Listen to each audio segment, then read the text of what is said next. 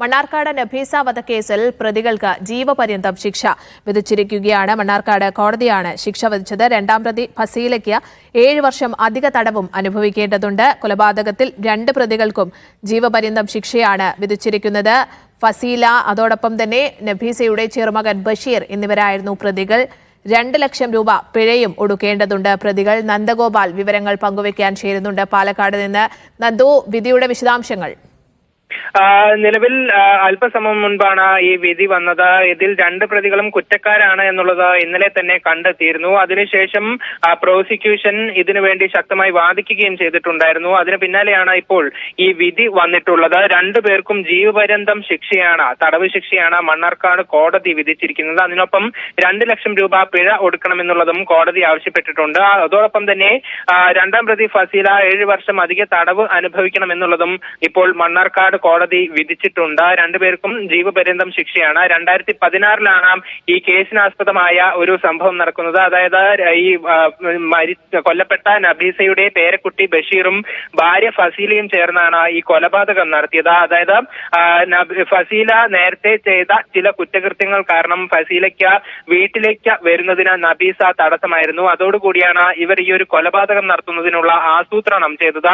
അങ്ങനെ ആദ്യ ദിവസം നഫീസയ്ക്ക് ഭക്ഷണത്തിൽ വിഷം കലർത്തി നൽകുകയായിരുന്നു. പക്ഷേ ഇതിൽ വലിയ ആരോഗ്യ പ്രശ്നങ്ങളൊന്നും തന്നെ നഫീസയ്ക്ക് ഉണ്ടായില്ല. ഇതോടുകൂടി ബലം പ്രയോഗിച്ച് നഫീസയെ വിഷം കുടിപ്പിക്കുകയായിരുന്നു 2 പ്രതികളും. തുടർന്ന് മരിച്ചു എന്ന് ഉറപ്പുവരുത്തിയതോടെ വഴിയരികിൽ ആത്മഹത്യ എന്ന നിലയിൽ മൃതദേഹം ഉപേക്ഷിക്കുകയായിരുന്നു.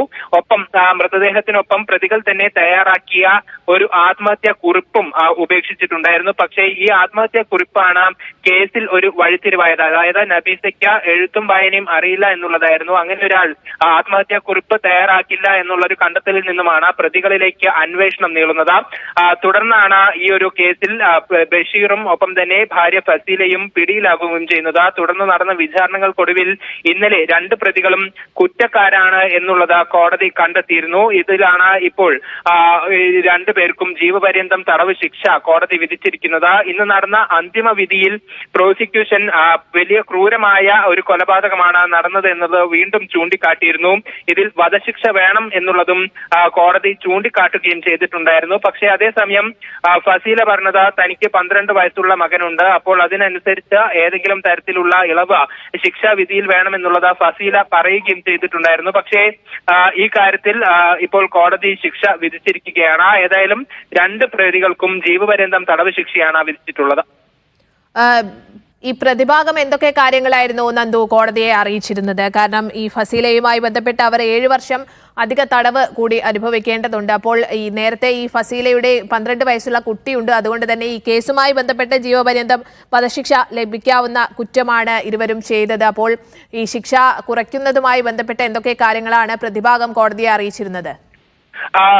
പ്രധാനമായും ഫസീലയ്ക്ക് 12 വയസ്സുള്ള മകനുണ്ട് എന്നുള്ളതാണ് ചൂണ്ടിക്കാട്ടിയത്. ഒപ്പം തന്നെ ഫസീല നേരത്തെയും ചില കേസുകളിൽ പ്രതിയാണ്. അതായത് ഈ ഫസീലയുടെ ഭർത്താവ് ബഷീറിന്റെ പിതാവിനെ കൊലപ്പെടുത്താൻ ശ്രമിച്ചതിൽ ഫസീല നേരത്തെ ശിക്ഷ അനുഭവിച്ചിരുന്നു എന്നുള്ളതാണ്. ഇതൊക്കെ തന്നെ കോടതിയും ചൂണ്ടിക്കാട്ടി, ഒപ്പം പ്രോസിക്യൂഷനും ചൂണ്ടിക്കാട്ടി. പക്ഷേ പ്രതിഭാഗം പറയുന്നത് അതൊന്നും തന്നെ ഈ ഒരു കേസിൽ പരിഗണിക്കരുത് എന്നുള്ളതാണ് പ്രതിഭാഗം ചൂണ്ടിക്കാട്ടിയത്. ഒപ്പം ഈ മകനുമായി ബന്ധപ്പെട്ട വിഷയവും പ്രതിഭാഗം ചൂണ്ടിക്കാട്ടുകയും ചെയ്തിട്ടുണ്ടായിരുന്നു. പക്ഷേ പ്രോസിക്യൂഷൻ അതേസമയം ശക്തമായ രീതിയിലുള്ള വാദമാണ് ഈ സമയം ഉന്നയിച്ചത്. വളരെ ക്രൂരമായ ഒരു കൊലപാതകം, ഒപ്പം തന്നെ ജോളി കേസുമായി ബന്ധപ്പെട്ട ഒരു താരതമ്യം ചെയ്യുകയും ചെയ്തിട്ടുണ്ടായിരുന്നു. പ്രത്യേകിച്ചും ഒരു പ്രായം ചെന്ന സ്ത്രീയെ ബലം പ്രയോഗിച്ച് വിഷം കുടിപ്പിച്ചു എന്ന് പറയുന്നത് വളരെ ക്രൂരമായ ഒരു കാര്യമാണ്. അത്തരത്തിൽ ജോളി കേസുമായി തന്നെ ഇത് താരതമ്യം ചെയ്യുകയും ചെയ്തിട്ടുണ്ടായിരുന്നു. അങ്ങനെയാണ് ഇപ്പോൾ ഈ ഒരു വിധിയിലേക്ക് കോടതി എത്തുകയും ചെയ്തിട്ടുള്ളത്. ഏതായാലും